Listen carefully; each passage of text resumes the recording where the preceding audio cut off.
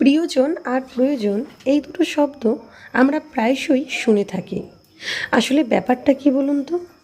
প্রিয়জনের জন্য মানে ধরুন আপনি আপনার উল্টো দিকের ভালোবাসার মানুষটাকে বড্ড বেশি ভালোবাসেন, সে আপনার জন্য আপনার কাছে প্রিয়জন।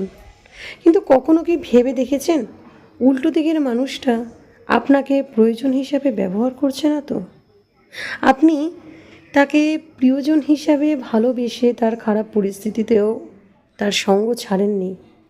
বিভিন্নভাবে বিভিন্ন দিক থেকে আপনি আপনার প্রিয়জনকে ভালোবেসে আগলে রেখে সাহায্য করেই যাচ্ছেন। আপনি সেই প্রিয়জনকে একটু ভালো রাখার জন্য আপনার সমস্ত কিছুকে ত্যাগ করেছেন, কিন্তু সেই প্রিয়জন আপনাকে প্রয়োজন হিসাবে ব্যবহার করেই যাচ্ছে।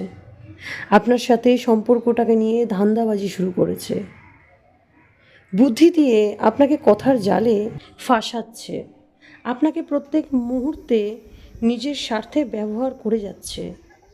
এই মানুষগুলো আপনার জন্য মুখ আর মুখোশ দুটোরই ব্যবহার করে যাবে, কারণ এই মানুষগুলো আপনাকে তাদের প্রিয়জন ভাবে না, ভাবে শুধুমাত্র প্রয়োজন।